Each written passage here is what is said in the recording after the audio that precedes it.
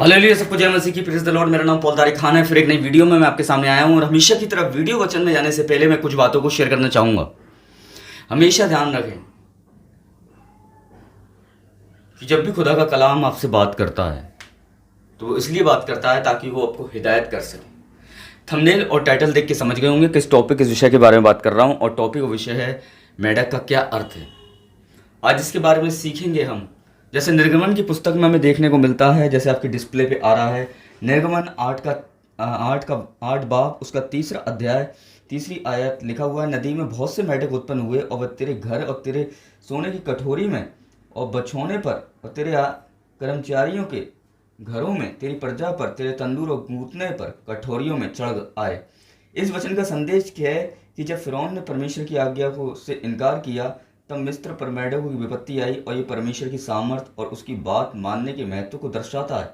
इसलिए आज का एक डिस्प्ले पे और लगाना चाहूँगा मैं, छोटा संदेश है। जब हमें परमेश्वर की आवाज़ अनसुना करते हैं तो समस्याएं बढ़ सकती हैं, लेकिन जब हम उसकी ओर लौटते हैं तो वह मार्ग दिखाता है।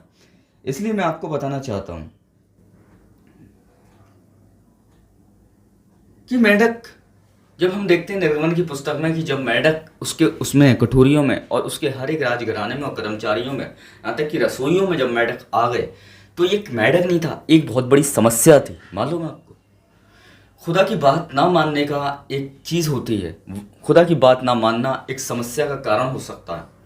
हो सकता है आपके जीवन में भी आप फिरौन की तरह बात ना मान रहे हो, पर मैं बताना चाहता हूँ, हो सकता है जो है ना, छोटे छोटे मेढक आपकी ज़िंदगी में आ गए हों। मैं फिजिकल मेढक की बात नहीं कर रहा हूँ, पर मैं बताना चाहता हूँ वो मेढक जो एक परेशानियों की बाइस बन सकते हैं, मुसीबत का बाइस बन सकते हैं। और वो मेढक नहीं थी, वो उसके लिए समस्या थी। वैसे हमारे जीवन में छोटी छोटी समस्या आती हैं, मालूम है आपको, जो हमें एंड में बड़ा दर्द देके जाती है। पर मैं आपको बताना चाहता हूँ, परमेश्वर नहीं चाहता कि हर कोई भी उसकी आवाज़ को अनसुना करे फिरौन की तरह। इसलिए आप देख रहे होंगे मेढक ये स्क्रीन पे आप कि, और एक चीज़ और पढ़ाना चाहूँगा आपको। लिखा हुआ है कि मेढक का सबसे प्रसिद्ध उल्लेख निर्गमन एक्सोडस में मिलता है। जब फिरौन ने परमेश्वर की बात नहीं मानी तो परमेश्वर ने मिस्र में मेढकों की विपत्ति भेजी। मेढक हर जगह फैल गए और बिस्तरों पर रसोई और परमेश्वर की सामत और आज्ञा न मानने वालों को उसका परिणाम को दिखाता है। ये मेढक नहीं था, ये एक परिणाम था। मालूम है आपको, एक खतरनाक परिणाम। जब फिरौन ने उसकी बातों को अनसुना किया तो एक खतरनाक परिणाम देखने को मिला। मैं आपको बताना चाहता हूँ। इसलिए हमारी जिंदगी में होता है, जब हम खुदा की बात को इग्नोर करते हैं तो एक खतरनाक परिणाम होता है। मालूम है आपको, इसलिए लिखा है जो पवित्र आत्मा की निंदा करता है उसका पाप क्षमा नहीं किया जाएगा। आप कब निंदा करते हैं? जब आपको उसको अनसुना करते हैं। इसलिए फिजिकल मेढक आए या नहीं आए, है ना, पर मैं आपको बताना चाहता हूँ मेढक की तरह, जैसे मेढक आए मिस्र पे, है ना, एक समस्या बनकर, वैसे ही कोई ना कोई चीज़ हमारे जीवन में भी किसी न किसी रूप में समस्या बनकर आ जाती है कभी कभी, जब हम खुदा की बात को इग्नोर करते हैं। समझ रहे हैं? इसलिए स्पिरिचुअल तरीके से हम मेढक की चीज़ों को समझेंगे, अर्थ को।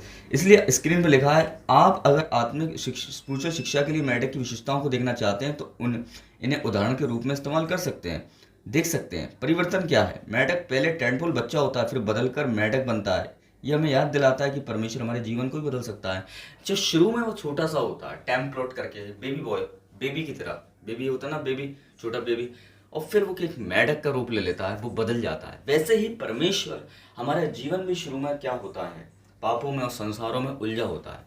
पर जब परमेश्वर हमें चुनता है तो हमारा जीवन भी क्या होता है, वो एक मेढक की तरह, जैसे मेढक बदल जाता है ना, छोटे से वो बड़ा हो जाता है, वैसे ही हमारा जीवन भी, है ना, बदल जाता है जब हम खुदा को रिसीव करते हैं और अपने पश्चाताप करते हैं उसके आगे जाके।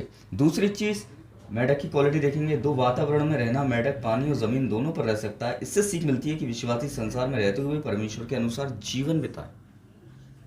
मालूम है आपको, मेढक पानी में भी रह सकता है और ज़मीन पे भी रह सकता है। पर मैं आपको बताना चाहता हूँ इससे क्या सीख मिलती है ना। वो पानी पे, सांप पानी में, देखिए हम देखते हैं मछली पानी में रह सकती है पर ज़मीन पे नहीं रह सकती। पर मेढक दोनों ही क्वालिटी है मेढक के अंदर, कि वो ज़मीन पे भी रह सकता है और पानी में भी रह सकता है। क्यों? क्योंकि दोनों को वो अच्छी तरीके से, उसे पानी में भी चलने की अच्छी तरीके से हैबिट है और वही उसे ज़मीन पे भी चलने की अच्छी हैबिट है। मैं आपको बताना चाहता हूँ वो दोनों जगह क्यों रह सकता है? क्योंकि दोनों क्वालिटी उसके अंदर है। वैसे ही परमेश्वर भी हमें चाहता है कि हम संसार में रहते हुए, मैं आपको बताना चाहता हूँ, हमारे अंदर, हाँ, भले ही हम संसार में रहते हैं पर फिर भी हम परमेश्वर की उपस्थिति में बने रहें। मैं आपको बताना चाहता हूँ, मालूम, ये पानी में भी रहते हुए जमीन पर रह सकता है। मालूम है आपको? आज बहुत से लोग हैं ना, संसार में रहते हुए मसीह में नहीं। मैं आपको बताना चाहता हूँ, चर्च आने वाले मसीह नहीं है। मैं बताना चाहता हूँ, खुदा की उपस्थिति में उसको उपकारों को याद करने वाले मसीह हैं। मालूम है आपको? इसलिए संसार में रहते हुए, है ना, आप चर्च जा रहे हैं पर मसीह जीवन में नहीं है। मैं आपको बताना चाहता हूँ, इसका मतलब संसार है। इसलिए खुदा चाहता है कि भले ही वो हमें संसार में रखता है, जैसे एक मेढक को पानी में रखता है वो, वैसे ही हमारा संसार में रहते हुए भी हम परमेश्वर की उपस्थिति को और उसके अनुग्रह को, उसकी दया को, उसके प्रेम को ना भूलें। मालूम, परमेश्वर चाहता है कि हम संसार में रहते हुए भी हम पापों में ना पड़ें, पर संसार में रहते हुए भी हम परमेश्वर की उपस्थिति में बने रहें। जैसे एक मेढक पानी में रहते हुए भी ज़मीन पर रहना नहीं भूलता। मालूम है? ये दूसरी चीज़। तीसरा हम देखेंगे, सतर्कता। मेढक खतरा देखते हुए भी छलांग लगा देता है। इसलिए हमें भी पाप प्रलोभन से दूर भागना चाहिए। मेढक देखिए कितनी दूर तक छलांग लगा देता है। वो ये डरता नहीं है कि वो छलांग लगाते में डिसबैलेंस हो जाएगा, गिर जाएगा। एक जगह से वो दूसरी जगह छलांग लगा देता है। लगाता है, पर वो डरता नहीं है। क्यों नहीं डरता? वो डरता नहीं है, वो रिस्क लेता है। वैसे ही हमें इस बात को ध्यान रखना, हमें पाप और हमें पाप से, हमें, है ना, पर बुराइयों से, मैं आपको बताना चाहता हूँ, जैसे वो छलांग लगाता है और डरता नहीं है, वैसे ही आने वाली समस्याओं से और आने वाली दिक्कतों से भी हमें नहीं डरना, परीक्षाओं से नहीं डरना। मालूम है? वो छलांग लगा देता है। इसलिए आप भी प्रभु में छलांग लगाना सीखिए। आप भी प्रभु की संसार से छलांग लगा के परमेश्वर की उपस्थिति में आइए। मैं आपको बताना चाहता हूँ, वो आपको पाप में नहीं गिरने देगा, वो आपको किसी बुराई में नहीं गिरने देगा। मालूम है आपको? क्योंकि आप खुदा के लिए छलांग लगा रहे हैं, खुदा की उपस्थिति में आने के लिए। मैं आपको बताना चाहता हूँ, चौथा चीज़ क्या, इस मेढक क्या सिखाता है? धैर्य मेढक का विकास समय लेता है, पर उसी तरह आत्मिक वृद्धि भी धीरे धीरे होती है। मेढक बहुत छोटा होता है पर बड़ा होने में बहुत समय लेता है। मालूम है? ये एक जानवर एक ऐसा है कि इसकी काफ़ी समय ले लेता है, ये बड़ा होने में बहुत टाइम लेता है। वैसे ही हमारी आत्मिक वृद्धि भले ही धीरे धीरे हो सकती है, पर मैं बताना चाहता हूँ, भले आपकी आत्मिक ग्रोथ फास्ट ना हो, मैं बताना चाहता हूँ, है ना, भले ही आपकी आत्मिक वृद्धि धीरे धीरे हो, आपकी आत्मिक ग्रोथ से खुदा को, या वो धीरे बढ़ रही है वो तेज़ बढ़ रही है, इससे खुदा को फ़र्क नहीं पड़ता। खुदा को कब फ़र्क पड़ता है ना, जब आप उसमें बने नहीं रहते हो। अगर एक इंसान आत्मिक ग्रोथ में बहुत जल्दी बढ़ गया और वो बहुत जल्दी बैकस्लाइड हो गया, तो ऐसी आत्मिक ग्रोथ जो बहुत जल्दी बढ़ा था वो किसी काम की नहीं। पर मैं बताना चाहता हूँ, भले ही वो आत्मिक ग्रोथ में धीरे धीरे बढ़ा हो, है ना, और पर आज तक वो प्रभु में बना हुआ है, तो ये समझ लो ये आत्मिक ग्रोथ उसके लिए काम की है। खुदा आपके धीरे और तेज़ को नहीं देखता कि आप तेज़ बढ़ रहे हो खुदा में या धीमे बढ़ रहे हो।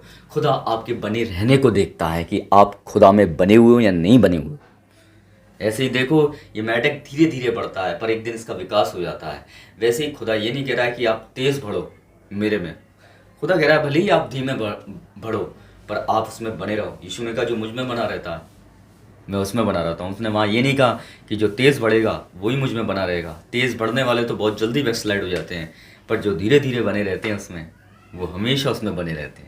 तो सबको जय मसीह की, प्रेज़ द लॉर्ड। इसलिए ध्यान दें, आखिरी चीज़ मैं बताना चाहूँगा आपको डिस्प्ले पे, ये आत्मिक शिक्षाएं मेढक की प्रकृति से निकाली गई हैं और बाइबल सीधे मेढक के इन गुणों का प्रतीक नहीं बताती। ये भी बताना चाहता हूँ, बहुत से लोग सवाल का जवाब करते हैं ये चीज़ नहीं लिखी थी बाइबल में, पर ये चीज़ लिखी नहीं है, पर ये चीज़ें हमें मेढक के जीवन से, हमें खुदा हर किसी के जीवन से सिखाता है। इसलिए और बाइबल में मेढक का मुख्य रूप व्यवस्था की विपत्ति और प्रकाशित वाक्य में मिलता है। मतलब मेढक का असली जो मीनिंग था आज समझाने का, वो ये था कि वो एक विपत्ति है, मालूम है, जो फ़िरौन पर आई। वैसे ही आप भी आप खुदा की आवाज़ को तो इग्नोर नहीं कर रहे हैं कि कोई विपत्ति आप पर भी आ पड़े, है ना। इसलिए खुदा को अनसुना ना करें, उसके उपकारों को याद करें ताकि आप विपत्ति से बच सकें और वो आपको मार्ग दिखा सके। जय मसीह की, प्रेज़ द लॉर्ड।